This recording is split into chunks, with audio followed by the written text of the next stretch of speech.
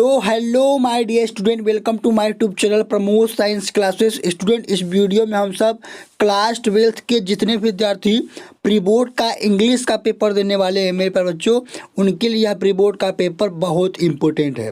प्यारे बच्चों, यहाँ देख सकते हैं जो पेपर का कोड है वो 316 BBJ है। इसके पहले का जो कोड है मेरे प्यारे बच्चों, मैंने उसका हल करा दिया है, आप सब जाकर उसका पहले वीडियो देख सकते हैं। ठीक है मेरे प्यारे बच्चों, इस वीडियो में हम सब इस सेट का इस पेपर का पूरा सोल्यूशन देखने वाले हैं। तो मेरे प्यारे बच्चों, वीडियो को थोड़ा भी स्किप ना कीजिएगा, वीडियो को शुरू से अंत तक जरूर देखिएगा। आइए हम सब पेपर को जल्द से हल करते हैं। ठीक है, यहाँ पर सबसे पहले प्यारे बच्चों आप सभी का सेक्शन ए है जो कि रीडिंग पार्ट है। ठीक है, यहाँ पर देखिए क्या कर रहा है कि reading the following passage carefully and answer the question of that follow. ठीक है, तो यहाँ पर आप सभी के पास देखिए एक पैसेज दिया गया है जिसमें प्यारे बच्चों आप सभी के पास यहाँ पर क्वेश्चन दिया गया है। ठीक है, करा है क्वेश्चन की in what condition does speech become a blessing. ठीक है, करा है। ठीक है, तो इसका आंसर मेरे प्यारे बच्चों आप सभी को कहाँ से लिखना है मेरे प्यारे बच्चों, इसका आंसर आप सभी को यहाँ से लेकर मेरे प्यारे बच्चों यहाँ तक लिखना है। ठीक है, पहले वाले का आंसर आप सभी को यहाँ से लेकर यहाँ तक लिखना है पूरा। ठीक है, अब मेरे प्यारे बच्चों आपसे आप सभी का यहाँ पर दूसरा क्वेश्चन है, कह रहा है कि how can speech be great curse. ठीक है, तो इसका आंसर मेरे प्यारे बच्चों आप सभी को यहाँ से लेकर देखिए, कहाँ से लेकर इट कैन से लेकर मेरे प्यारे बच्चों आप सभी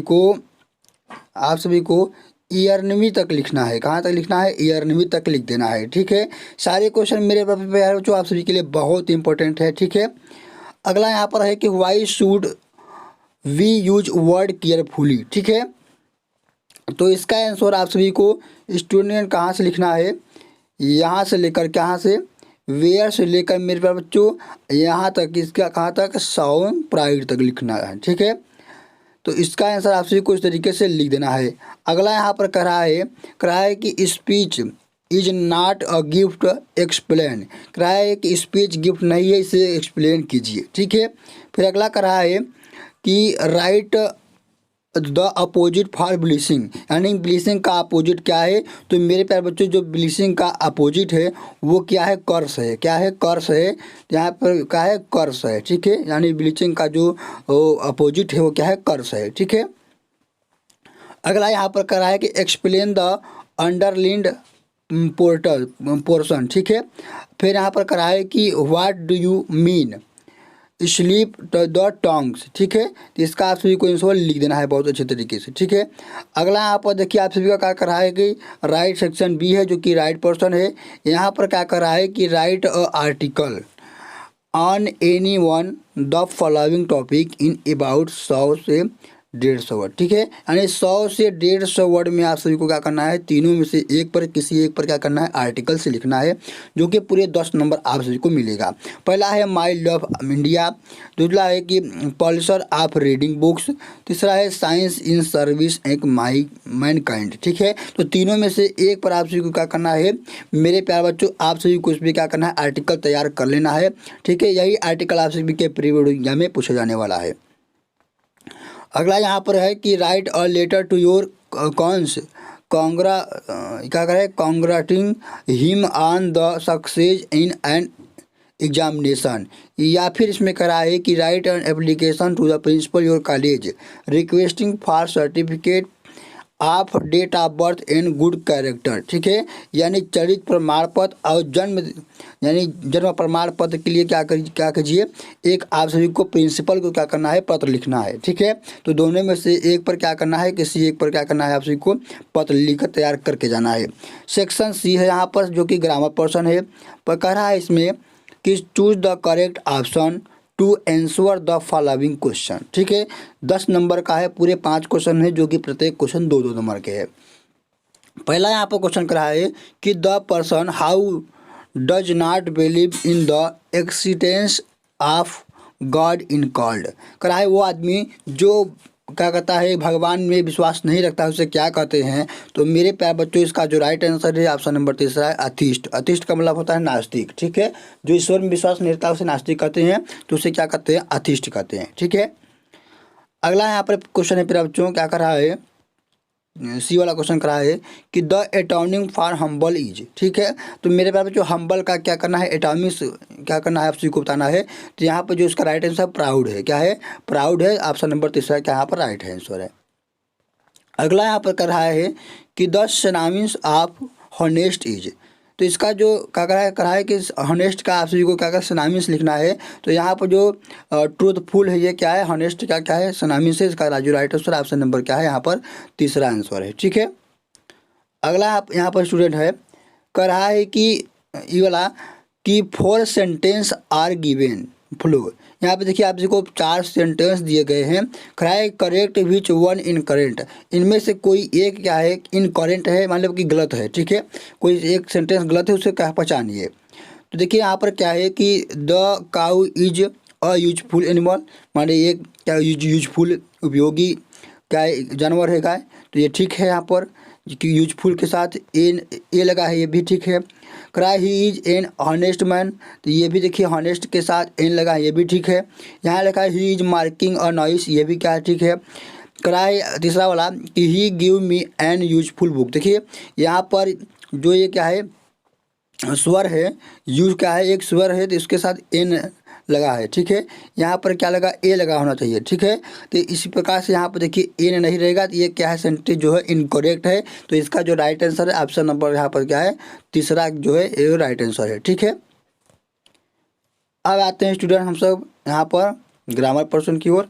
कराए कि change any one of the following into indirect, यानी करा पहला करा है कि Gulab said I shall pay back the money you lend me next week really I will, ठीक है। तो इसको क्या करना है आप सभी को इनडायरेक्ट इसमें चेंज करना है। तो आइए बताते हैं कैसे आप सभी को चेंज यहाँ पर इसको करना है, ठीक है। तो यहाँ पर लिखेंगे कि Gulab said that he would pay back the money that I had him the following week and added that he would, ठीक है। इस प्रकार से आप इसकी शॉर्ट ले लीजिए, ठीक है। इस तरीके से आपसे उसको इनडायरेक्ट में चेंज करना है, ठीक है। अगला यहाँ पर करा है अब करा है कि combine any one of the following direct. करा है कि 2 सेंटेंस दिया गया है, इसको आप कंबाइन करके एक इंटो सेंटेंस यानी क्या करना है एक सिंपल सेंटेंस बनाना है। यहाँ पहला है कि सी सेंट टू देहरादून, ठीक है। She went there to her sister, इसको क्या करना है दोनों सेंटेंसों को जोड़कर एक सिंपल सेंटेंस बनाना है। तो इसको क्या करना है लिखेंगे, इसको जोड़कर क्या लिखेंगे कि she went to Dehradun to see her sister. इस प्रकार से आप सभी को इसको कंबाइन करना है। इसका भी इसकी शॉर्ट ले लीजिए। अब देखिए अगला यहाँ पर क्या है, अगला यहाँ पर क्वेश्चन कर रहा है कि change any one following sentence करा है, इसको पैसिव डिग्री में बदलना है। तो आइए इसको हम बदलते हैं। यहाँ पर क्या करेंगे इसका पैसिव डिग्री में बदलेंगे। तो लिखेंगे क्या है यहाँ पर कि the air of low land is not called, ठीक है, दैट ऑफ हिल्स, ठीक है। इस प्रकार से आप सभी को इसको चेंज कर देना है। यहाँ पर डी वाला क्वेश्चन क्या कर रहा है, करा है कि correct any one of the following sentence. इसमें क्या करा है कि कैसे कोई एक सेंटेंस को क्या कीजिए आप लोग करेक्ट कीजिए यानी सही कीजिए, ठीक है। करा है Nitin is an university student. यहाँ पर भी देखिए स्टूडेंट क्या है, यहाँ पर यू है तो इसके साथ एन लगा हुआ है, तो जबकि यू के साथ ए लगता है, ठीक है। तो इसमें क्या है इनकरेक्ट कि इसको क्या करना है एन के जगह पर ए लगा देना है। इस प्रकार से एक आ जाएगा राइट आंसर, राइट सेंटेंस बन जाएगा, ठीक है। अगला यहाँ पर क्वेश्चन ई वाला करा है कि use any on the following pairs of word in your own sentence to make the different their meanings clear, ठीक है। यहाँ पर एक वेन है, ये कहा है वेन है राइट राइट है, ठीक है। तो आपसे क्या करना है इसको बताना है। यहाँ लिखेंगे कि वैन, पहले वैन का मतलब है व्यर्थ, लिखेंगे कि ही इफोर्ट वेयर इज वैन। दूसरा है मतलब है नस, तो दूसरा वैन का मतलब क्या है नस, तो लिखेंगे क्या बनाएंगे इसका सेंटेंस कि ब्लड फ्लो इन वैन, यानी जो ब्लड है वो क्या करता है फ्लो करता है नहीं बहता है, यानी नसों में ब्लड बहता है। इस प्रकार से आपको इसका सेंटेंस बनाना है। अगला यहाँ पर स्टूडेंट है कि translate the following passage into English में। तो ये सब जो पैसेज है इसको आप सभी को इंग्लिश में चेंज कर देना है, ठीक है। आइए हम आते हैं सेक्शन डी की तरफ। सेक्शन डी में मेरे पास बच्चों यहाँ पर क्या है, लिटरेचर पार्टर है। लिटरेचर में यहाँ पर पहला क्वेश्चन क्या कर रहा है कि insert the following question in about 40, ठीक है, 40 वर्ड में।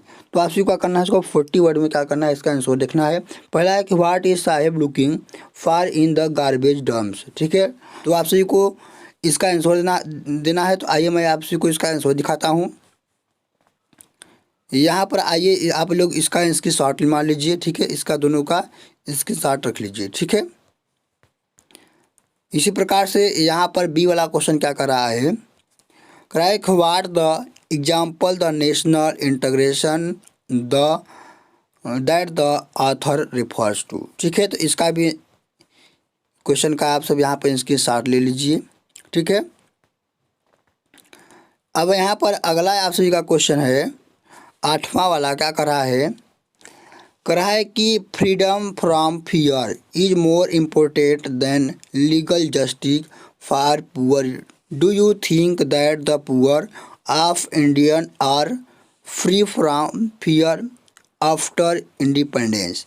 फिर दूसरा कर रहा है कि suggest the medium you like best and interview, print, radio और टेलीविज़न। तो आप सभी को दोनों में से किसी एक पर क्या करना है, इसका आंसर लिखना है। तो आइए मैं इसका आंसर आप सभी को दिखाता हूँ। इस प्रकार से आप सभी को क्या करेंगे, 8वें का जो बी है उसका आंसर आप सभी को इस प्रकार से इसके साथ ले लीजिए, ठीक है। सारे क्वेश्चन आप सभी को तैयार करके जरूर जाना है।